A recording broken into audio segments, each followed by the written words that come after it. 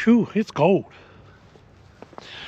We've got hit with a little cold snap here. I knew it was coming, and I'm never really prepared for the cold weather. I don't know if anybody ever is 100%, but I didn't do a lot to prepare for it because I knew this was only going to last for a day or two.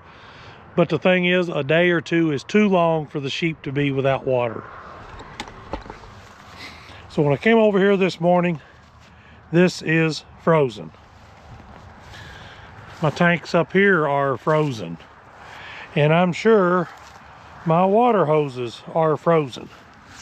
So I need to get all this thawed out, get a little bit of water flowing back through here. It's supposed to warm up in the 40s today, so I think once I get a little water flowing, they'll be okay for, probably the next week or two anyway, according to the forecast. Of course, the only way I'm gonna get this thawed out is to put some heat on it. Got my extension cord. I've got my heat gun. What I don't have is electricity over here, but I brought some.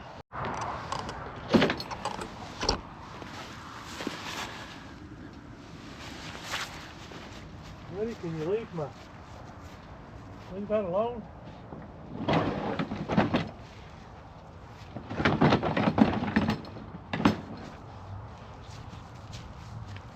Cool.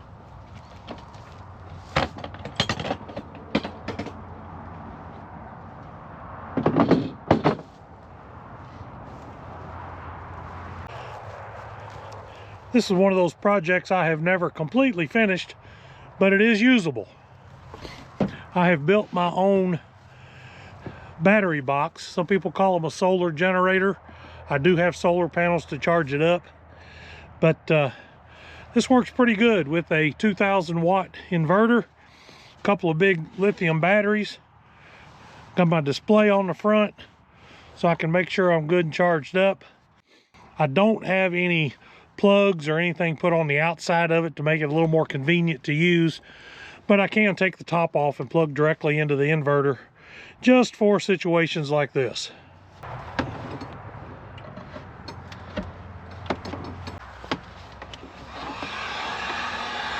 And we got heat. Now I'm gonna start right here, making sure the float is thawed out.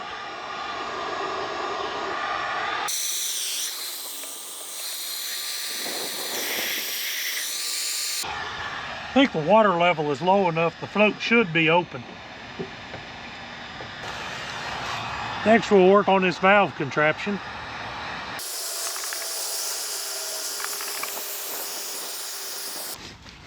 Now, we undo this, make sure we can get water to this point.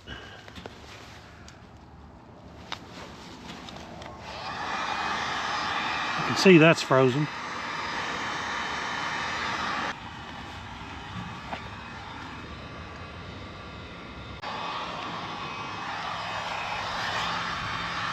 All right. Well, I've got a trickle of water here. Now, get it through the rest of the hose.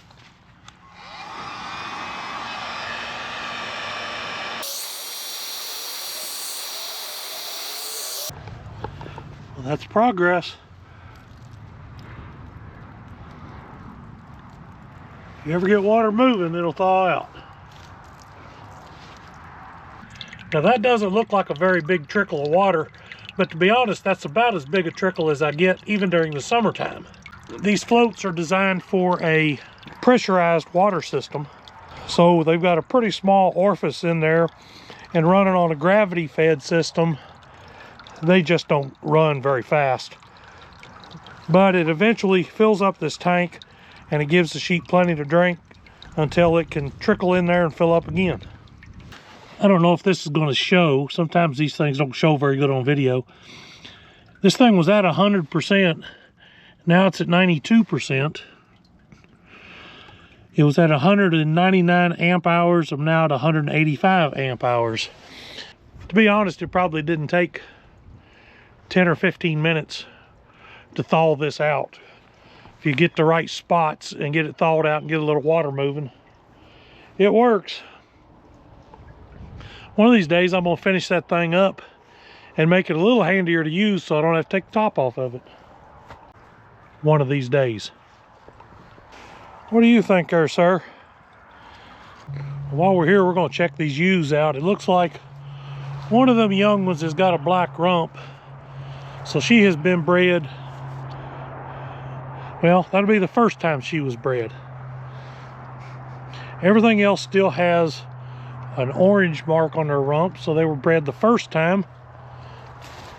And that black crayon on him shows me that they should still be bred. Well, it looks like this bunch over here is doing all right. Now they've got water. Let's go back home and check on everything else. Oh, it's gonna be a cold ride. Well, my battery box got me out of the hole again. I went to 2 different pastures and got the water thawed out, so the sheep now have water.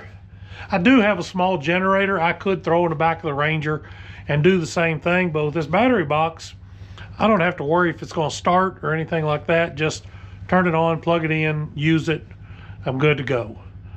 Now tomorrow, the sun's supposed to be out. I'll probably pull it outside, hook the solar panels to it, charge it back up, be ready for next time. Well, as always, thanks for watching. Hit the subscribe button, and I'll see you on the next one. Y'all have a blessed day.